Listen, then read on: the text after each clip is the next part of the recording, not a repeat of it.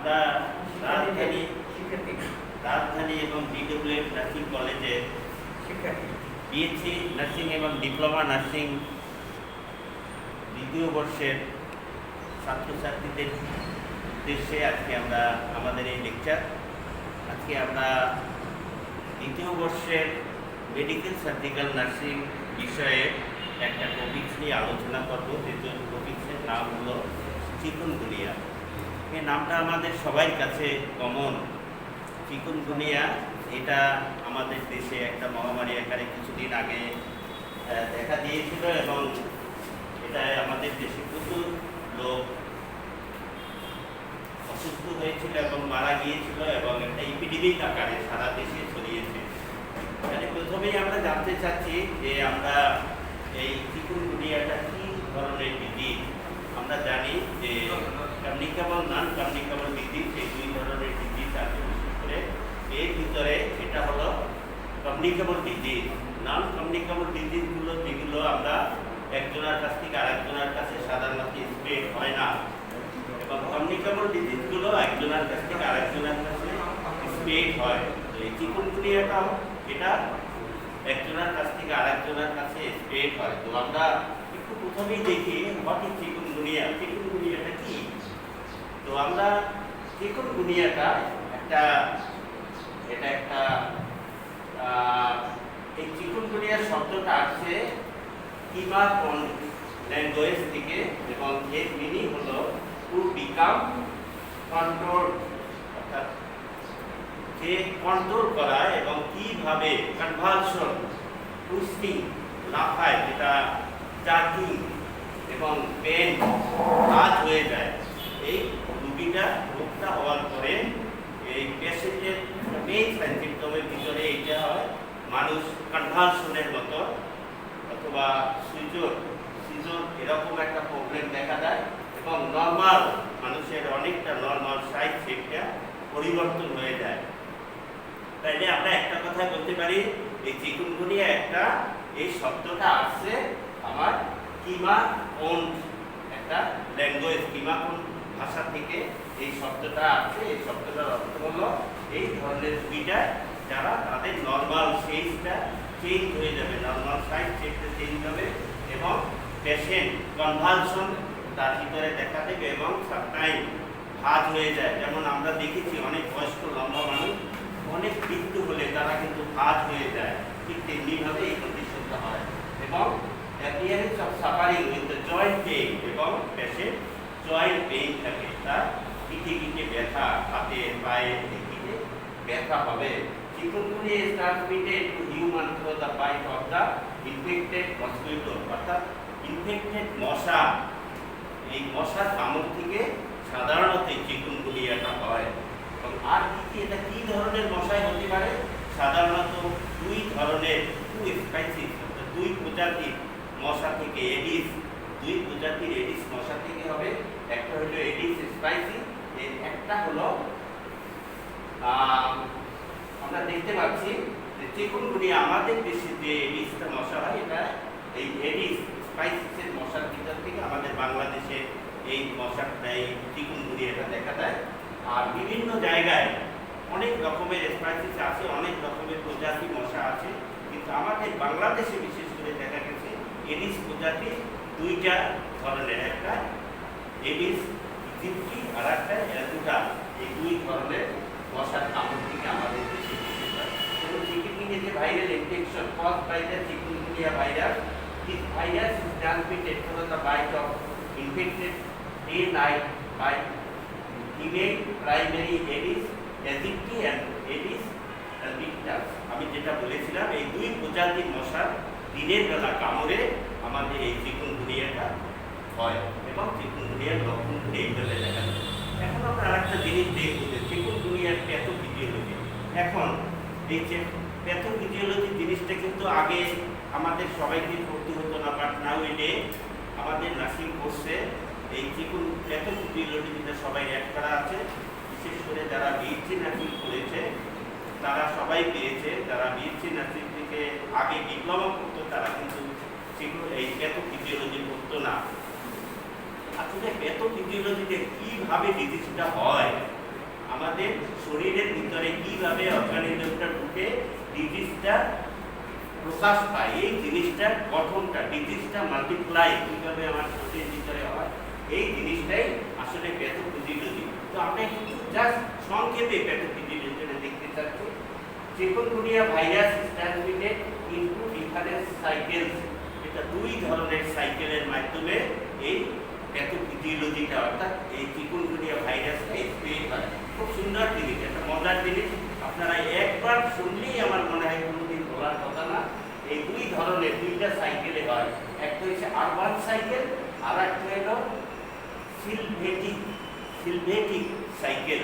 সিলভেটিক cycle এবং urban cycle, এই দুইটা সাইকেল। আর আরবান সাইকেলটা খুব মজা, আমাদের দেশে সাধারণত আরবান সাইকেলটাই হয় এবং আরবান সাইকেলটার বৈশিষ্ট্য হলো human to mosquito, mosquito to human, এইটা হলো আরবান সাইকেল। আর যে সিলভেটিক, এই সিলভেটিকটা হলো যে মানে animal to mosquito, mosquito to animal, এই দুই ধরনের। দেখেন এই লেখাটা এইখানে আপনারা পাবেন, দেখেন আরবান এবং সিলভেটিক।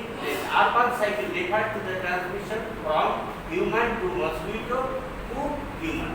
তার মানে মানুষের কাছ থেকে, মানুষের ডিজিজ হবে, ওখান থেকে মশায় কামড় দেবে, মশায় কামড় দিয়া ইনফেক্টেড হবে, ওই ইনফেক্টেড মশাটা একটা ভালো মানুষকে কামড় দেবে, সেইভাবে তার ভিতরে ডেভেলপ হবে। এইটা হলো আরবান স্টাইল।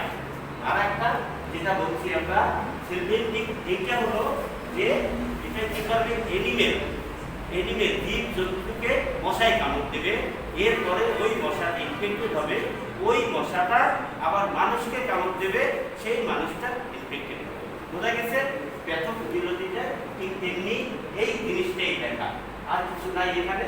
এবং এই মশাটায় সাধারণত আমাদের কামড় দেবে কিন্তু ডে এবং মর্নিংয়ে দেয় এবং একদম বিকালবেলা, পরন্ত বিকালে এবং আর্লি মর্নিংয়ে, বিশেষ করে এই দুইটা টাইমে আমাদেরকে বেশি করে এই জিনিসটা হয়। এবং আর বিশেষ করে আরবানে আমরা বলি, এইটা আরবান মানে হলো কি, আরবান এবং রুরাল, এই দুইটা শব্দ আমরা কমন, আমরা আমাদের বাংলা ভাষায় বিশেষ করে ইউজ করি। আরবান মিনস শহর আর রুরাল মিনস গ্রাম। আরবানে লোক বেশি থাকে, রুরালে লোক কম থাকে, এটা তো রাইট।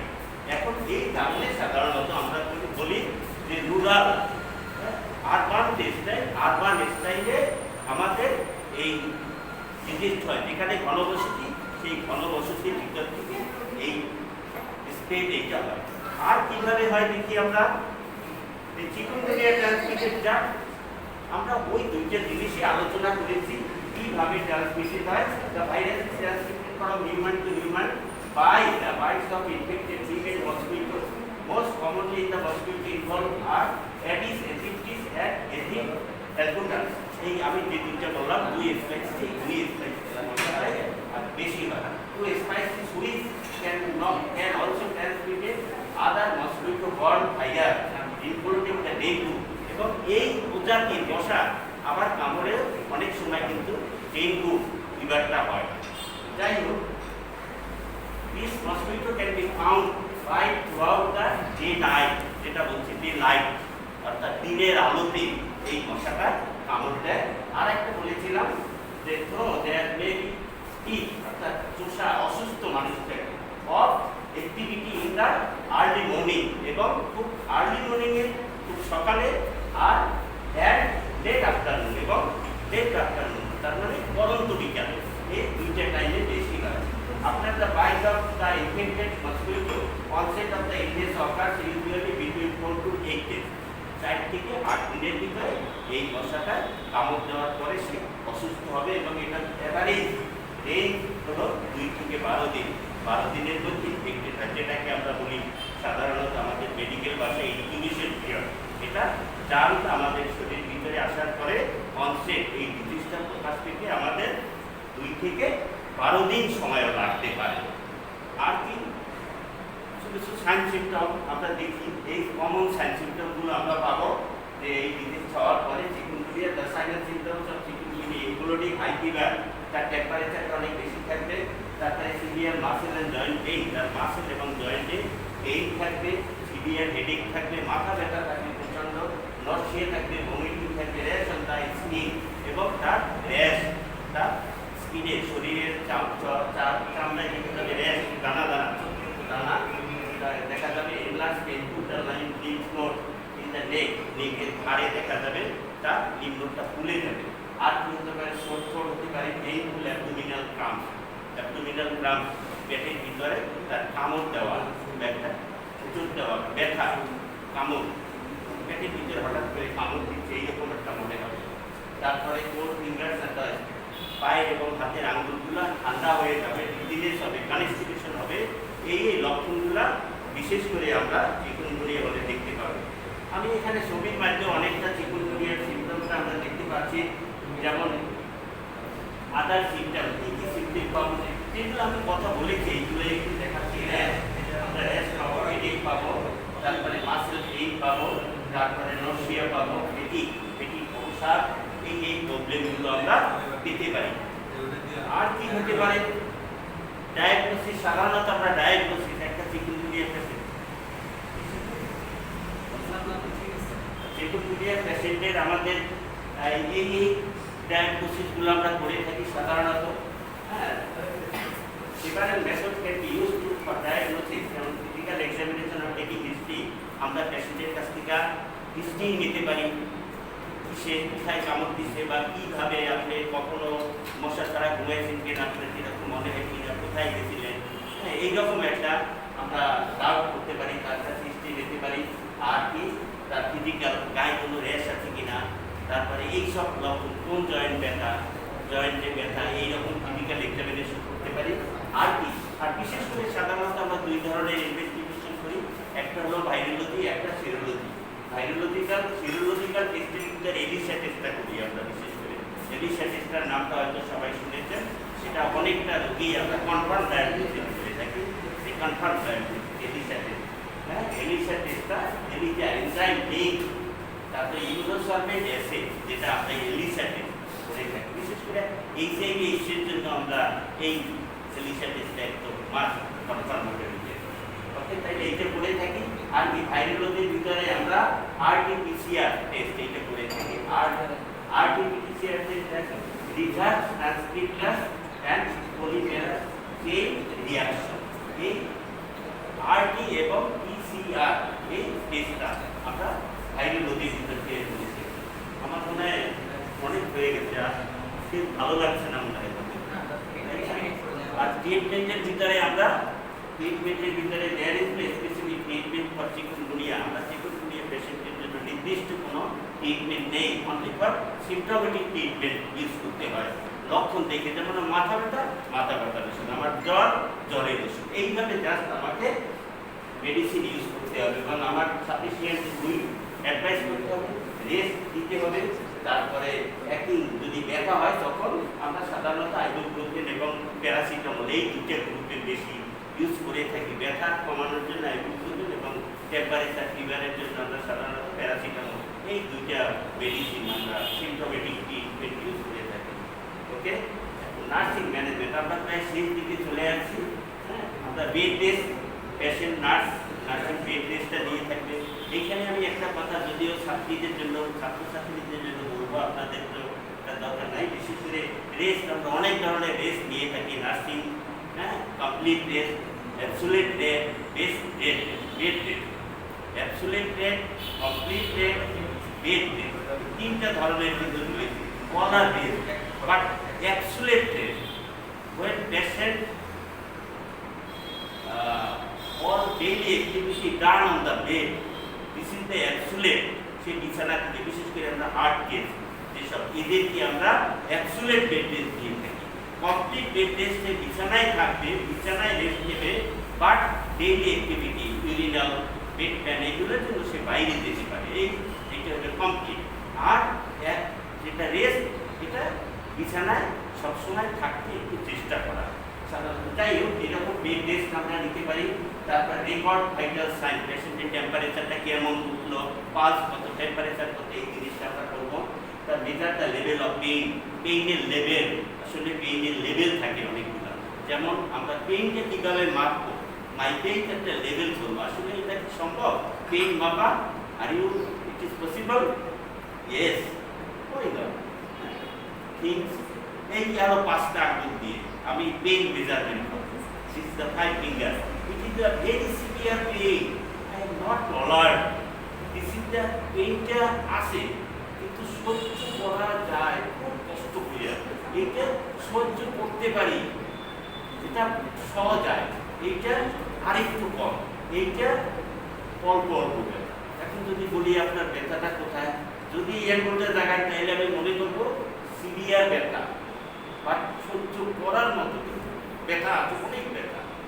এইভাবে জাস্ট স্কেল আমরা এটা, আমি এই শব্দটা থাইল্যান্ডে গিয়ে যখন প্রথম শুনি আমিও আশ্চর্য হয়ে গেছি। আমাকে বলতেছে আজকে তোমাদের পেইন মেজারমেন্ট স্কেল দেখাবো, তখন আমি বলছি মিডিয়া আবার কেমন জিনিস, পেইন মেজারমেন্ট স্কেল তো বিভিন্ন শুনি নেন, তখন সে এইরকম বলছে আমি 5টা আঙ্গুল দেখাইছি, ও আমাকে 10টা আঙ্গুল দেখাইছি। এইভাবে 10টা লেভেল করে তুমি কোন লেভেলে আসো, 7 নম্বর লেভেলে, যেমন এইখানে 2 নম্বর লেভেল, আমি 5টা দেখাইলাম এই 2 নম্বর লেভেলে। জাস্ট এইরকম ভাবে লেভেলিং করা যায়। However, measurement of level in fluids prevent the dehydration. আমি যদি ডিহাইড্রেশন পানি শূন্যতা দেখা দেয় তখন আমি তার পানি পূর্ণতার ব্যবস্থা করব, বেশি করে খাবার পানি পূর্ণতা। এই অ্যাসিটামিনোফেন, যেটা আমরা বলি প্যারাসিটামল, বিশেষ করে মেডিসিন সাথে সাথে ibuprofen and paracetamol to be reduce fever and pain. আমরা প্যারাসিটামল এবং আইবুপ্রোফেন এই দুইটা জিনিস, দুইটা ড্রাগ সাধারণত আমরা taking the medicine for another medical condition, doctor before taking the additional medicine. অতিরিক্ত কোনো ওষুধ খেতে হলে আমি অবশ্যই আমার ফিজিশিয়ান তার কাছে পরামর্শ করে আমাকে খেতে হবে। If have chikungunya treatment possible to bite on the first week of the year by using the mosquito net, এবং আমরা মসকিউটো নেটটা ব্যবহার করতে হবে যদি চিকুনগুনিয়ায় 1 সপ্তাহে, কারণ ইনকিউবেশন পিরিয়ড এটা ছড়িয়ে যায়। আমার কাছে ধরা পড়ছে না, বাট আমার সন্দেহ একটু একটু লাগে, তখনই কিন্তু আমার মশার ভিতরে থাকতে হবে, যাতে আমরা আমার কাছ থেকে অন্য কারোর কাছে ডিপেন্ড না হয়। যেমন আমি এখন এই এখনকার যুগে আমার যদি করোনা হয়ে থাকে, আমি মাস্ক ইউজ করব যাতে আমার কাছ থেকে অন্য কারোর কাছে ইনফেকশনটা না যায়। তেমনিভাবে চিকুনগুনিয়া পেশেন্ট হলেও তাকে আমরা বিশেষ করে তাকে মশারির ভিতরে রাখবো, তার কাছ থেকে যাতে ফ্যামিলির অন্য কেউ না জড়াতে পারে। ওকে প্রিভেন্ট করার জন্য আমরা জাস্ট কিছু অ্যাডভাইস দিয়ে থাকবো, কীভাবে যখন চলাফেরা করবে তখন দিনের বেলা যেন এমন কোনো জায়গায় বসবে না কিছু, যেমন মসকিটো বাইট করতে পারে।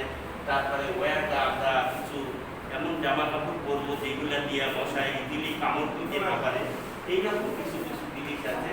তারপরে সানস্ক্রিন আমরা পাচ্ছি যাতে সূর্যের আলোটা পায়ে বেশি, দিনের বেলা বড় একটা বাইরে থাকবো না, এই আমরা করব।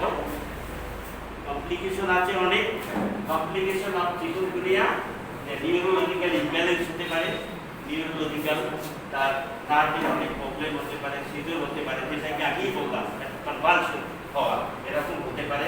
তারপরে মায়োকার্ডাইটিস হতে পারে, অনেক ইনফ্লামেশন হবে, হার্ট মাসেলের হার্ট ইনফ্লামেশন হতে পারে। তারপরে পপুলার ডিজিজ যেমন আই হতে পারে, ইউরিটাইটিস হতে পারে, রেটিনাইটিস হতে পারে, তারপরে জন্ডিস হতে পারে, আর্থ্রাইটিস হতে পারে, অ্যাকিউট রেনাল ডিজিজ হতে পারে, কিডনি এফেক্ট হতে পারে যদি চিকুনগুনিয়া হয়। তারপরে বোলনাইজেশন হতে পারে, সিভিয়ার মানে এমনি ক্রিটিক্যালি হতে পারে। তারপরে নিউরোলজিক্যাল ডিজিজ যেমন মেনিনজোএনকেফালাইটিস হতে পারে। আর কিছু কিছু ডিজিজ আছে যেগুলো আমাদের দেশে সাধারণত আর ক্রেনিয়াল নার্ভ পালসি হতে পারে। ওকে, থ্যাংক ইউ সবাইকে, অনেক ধন্যবাদ। আপনারা ধৈর্য সহকারে